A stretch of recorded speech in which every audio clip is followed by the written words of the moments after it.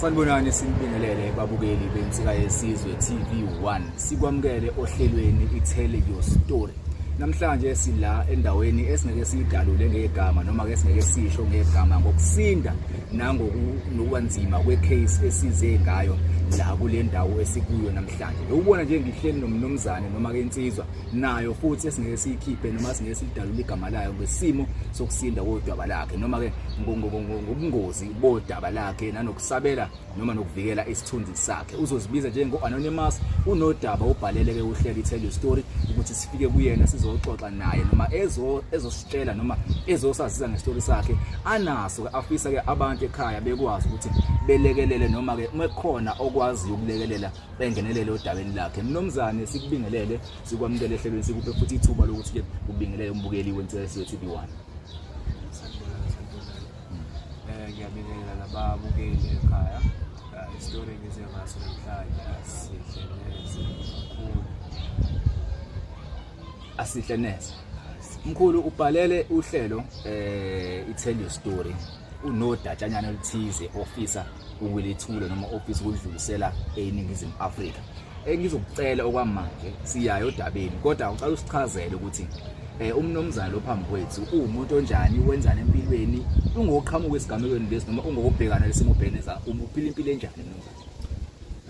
Ngingasho ukuthi bengumjide nje uthandela ivibe naselokishini bengigiga elokishini emathaveni ku-DJ nje ama-weekend hlezi nje on. So you're a DJ? Yeah. Okay. Udlala all over amathaveni la endaweni noma ngisho ama-club uyabona? Amathaveni. So you are local DJ? Yeah. Okay, mnomzane udaba lakho la ngiyeke ngalibuka usibhalela ngathi ukulibuka ngalicelewa ngase ngithi ngoba sinalo uhlelo la ku-TV esemba phambili TV1 ekuthiwa siyathokoza emakhosini mhlambe khona umuntu lapha ekhaya ongasiza. Ngicela usichazele ukuthi unenkinga yani. Nginenkinga kanje. Yeah. Benginomngani benginabangani ngizozwana nabo siphusha nabo nje lokishini DJ amaclubini nge-peer pressure ngibona ukuthi engathi bona izinto zabo ziyashesha kunezabo.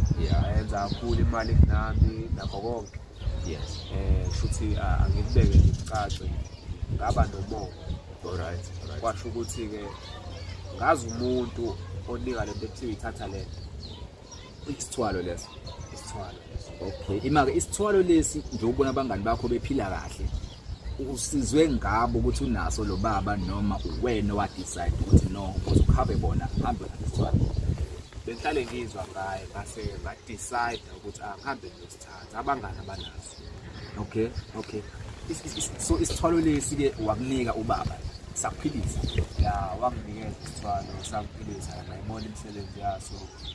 Into angitshelayo na ukuthi angiyenze ngalesi sithwalo wathi uma ngabe nje ngilale namantombazane kuphela ukuze mina ngikhuphuke amandla alezanto. Kulana nabantu besifazane. Kulana nabantu besifazane. Okay, so utheme sukwenza amantombazane vele usebenza ngawo nje ubu-DJ angisho kulula ukuwathola kanjani yini owenza uyivumeke leyo nto noma mhlawumbe kwalo ichaza noma mhlawumbe khona amanye ama-reasons onawo. Ngibeka nje into njoba kuyimina owayiyeka wathi uma ngabe echaza ethi isebenza ngamantombazane ngase ngibona ukuthi ilula njengomuntu o-DJ ngihlale ngibuya nawo vele emathaveni amantombazane ejwayelekile nje vele ngabona ukuthi kuzoba into elula ngeke kube into enzima since ngumuntu futhi ongazwani nokugcina intombazane eyodwa. Ngabona ukuthi okay kuzoba into angiyithatha ngayithatha-ke kwalo yokuhamba isikhathi lo ngiyenza lento ngiphindelela ngiyayibona futhi nemiphumela. Ngiyayenza imali ngiyabiza endaweni nje kwaya ngagcina sengingasekho-ke lokishini kuphela sengithumela nakwamanye ama-section. Yes. Ngadlulela kwamanye ama-section ngiqhubeka ngibile ngenza lento ikusebenzela le ingisebenzela. Okay. Kwahamba endaweni la engiqale khona amantombazane manje ngiyawabona ayancipha emzimbeni amanye abanezinto njengayiqonda manje thola ukuthi kuthiwa abesibeletho nani nasekuhlaleni-ke sengiyakhulunywa kuthiwa ngiyagula umuntu ogulayo ngengculaza So lento if usulale nomuntu esifazane iyamdraina noma kukhona izinto kahle kahle umuntu uyaphasha uyabancipha ngomzimba nje ukuchaza shuthi kahle kahle ithatha izinto kuloya muntu osukulale naye mase ikhulisa lo msebenzi wena othi uyawenza. Awubeka kahle kusho kanjalo kahle kahle wena usuthatha inhlanhla yakhe njengokuchazelwa kwakho mangabe uyithatha le bese ukuthi ke yona ibisiyaqhubeka ke ithatha okunye ozokungakwazi sikutshelwa konke. Okay, so ila iqala khona ke indaba okuhlupha ke awusawatholi amantombazana. Awusawatholi. Kwenzakalani ke if amantombazana ongasawatholi? Kuba inkinga enkulu leyo ngoba nje iyaqala ihlupha wena ugcina ifuna abala eduze ke manje ngomndeni usisi labo sisi emndeni abo okuphoqa ukuthi manje angibele ngaphandle kwezinye indawo la ngingaziwa khona imali yokufika lapho anginayo. So lento njoba isemndenini nawe ngokwakho isiyahlupha kanjani mhlawumbe wena ihlupha kanjani ke wena affect kanjani lento besides ekutheni imali ayisaqhamuki amagigi asiphashile noma kwayiwena endaweni usuphashile kwenzakalani ke kuwena?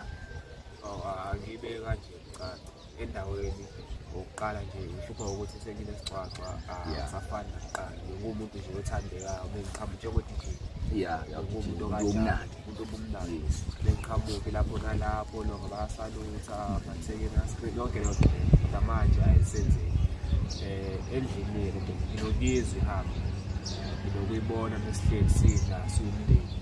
Imake uyayizwa endlini uzwa umoya wayo ukuthi uyasindelwa noma kunesithunzi esikhona endlini noma la ohlala khona kunesithunzi endlini la kukhona ngiyezwa ukuthi isifikile njengoba wayishilo iyango ukuthi uma ngabe ngingasayibisi izohlupha wena. So awusho ke inyanga iphi yona?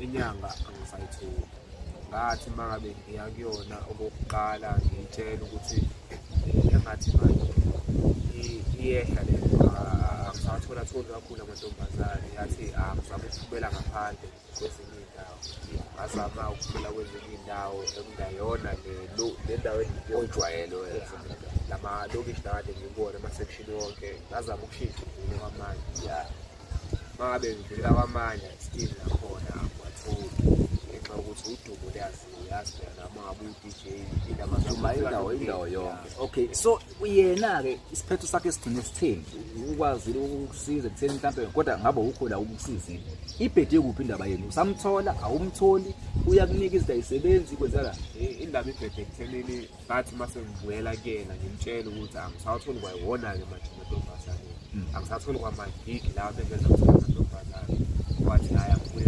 ngizokuzamela mabe sengivuyela kuyena ngitholi ngiyamzama ocingweni angitholi emhlaleni kuthiwa akaziwa waphela. So usewumuntu ongasekho ongasamtholi sijana. So lento sekufanele ikhishwe noma usufuna ukuyilahla noma ufuna ivuselele ufuna yenziwe njani nekuthiwa kunombukeli noma kunenyanga ebuka le video njengamanje ucabanga ukuthi noma ufisa ingabe lento ingenziwa njani iyavuselelwa noma awusayifuni sijana? Angisayifuni sijana. Izinto osizenzile noma ukuthuko usukubonile noma usaba ukuthi mhlawumbe njengoba usho amantombazane siyakhuluma kanjani kukhona kodwa into eyifilayo mayibona umuntu noma ubona umuntu obulala naye eseshintshile empilweni esengilutho noma kuwena kwangadikize indawo nje? Ngingayiboni imiphumela yayo. Angisho imiphumela yemali nokubizwa ngisho imiphumela ukuthi kwenzakalani amantombazane after ukulala nawo beside uma kwenhlanhla yawo. Ngingafili lutho kodwa emva kokubona ukuthi hayi isibanibani bayancipha emzimbeni abasabi ney'ngane yonke lento leyo bekuba khona lokho kumina ngiphinde ngicabanga ukuthi hayi baningi abafana laba mhlawumbe ubevele nje kwaya ngokukhulumeka-ke kuhlaleni indaba ifike kumina senthi zingahlali phansi kwaya ngathi bengibabuka kwaba khona lokho kumina kwavuka ubuntu ukuthi hhayi kungenzeka yini ukuthi lento ngalonke iba nokuyingabazi ngagcina ngikhathalani yona yikho ngiphethe ukubhalela isitori lesi i-tennis story. Ima-ke ngisafuna ukubuyela endaweni yokuthi wena ayikulali wena isithunzi nje esenaso kuwena, isicwaxo naso, nanokubuka izinto ezenzayo kubantu obuthi uthatha ukubona izinhlanhla indlela usubona usuyindlela abayiyona bona usufuna nje iphumphele nje wena.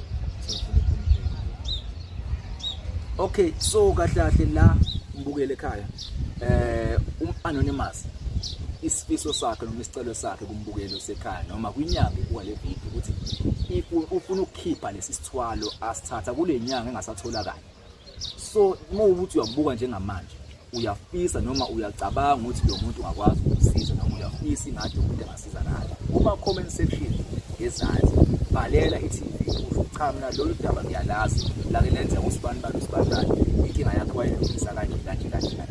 Yize ndoda engafuni ukuthi mina kube ngibhalelayo amanzi, kodwa ngicela wena usikhuluma nabantu ekhaya usho ukuthi isifiso sakhe siphi, usho futhi ukuthi ufuna usizo ekugcineni abantu abathile ukuze bekwazi ukuthi bexhumane nawe ngoba sikwazi ukuphatha izinto zakho ngokusabela impilo yakho nanokusabela isithunzi sakho. Isifiso sami ukuthi lesi sithwale ngasithatha ngisikhiphe siphume kimi singaweli komunye engabe bikho futhi umuntu ophinde asithathe ngoba asikho. Siyakhula kakhulu umoya, siyakhulumeza, siyakuvalela ezintweni eziningi njengoba bengike ngasho ukuthi ugcina ubani isicwacwa, ugcina nje ezintweni eziningi, ugcina ungathandeli ebantwini njengomuntu ongahlala isithunzi. So lento nje ufuna iphume iphele. Yebo. So umbukeli wensakazo TV1 njengoba sahlezi sisho ukuthi ke Tell Your Story izokulethela ke izindaba ezicishe ezifana nalezi noma ke ezicishe zilamane nalezi. Kuthi lesi thathele phezulu ngoba sinohlelo la kwinsakazo TV1 ethi siyathokoza emakhosini la shutha khona odokotela. Ngiyathemba ukuthi ukhona udokotela esom-advise noma esokuthatha siyise kuye uyozama ukulungisa lona lolu daba lolu ngoba phela nje bashilo ukuthi mesoveza udaba lakho la azile nje uzoliveza kuphela kumele sifike nesisombululo. So umfowethu noma ku-Anonymous DJ sizokuthatha sikise enyangeni ethize yize isazositshela yona ukuthi cha mina lento ngayilungisa yize ngibathemba bonke abasebenza la kwinsakazo TV1 kodwa kukhona efanele sikise kuyena siyozama ukuthi sisithwalo sizivale sisiqede siphume kuwena. Siyabonga usinikeza ithuba ukuthi usibhalele uchaze udaba lakho safika nathi futhi wasiphatha kahle la ekhaya sifikile sakwazi ukuxoxa nawe wasicela udaba lakho wasadlulisela ezweni lonke. So sizokuthinta nama details ngeke sikwazi ukwakhipha apho ngesimo sokuthi wasishila sisabela wena nesithunzi sakho kodwa insakazo TV1 iyona ke ezobe sibhekana nodaba la Anonymous la. So nje umbukele ekhaya lapho uma uthi ke nawe nodaba usifana lolu noma unodaba ofisa ushare sithinte enombolweni zethu ezilula kakhulu sibhaliwe la screen noma uye ku-comment section usitshele nje ukuthi bafowethu ngicela mina ngivashele nginodatshana oluthize engifisa ukuthi insakazo TV1 ingisize kulona. Mfowethu siyabonga kakhulu usinikeza ithuba. Mbukele ekhaya sibonga ngesikhathi sakho sizoyilungisa le ndaba siyophinde futhi sibuye isilungile sisho ukha nali testimony uDr Sibandwane ikhiphe into kuwena sakwazi ukuthi ke nawe uqhubeke nempilo ube uDJ ukwazi ukuqhubela phambili. Siyabonga.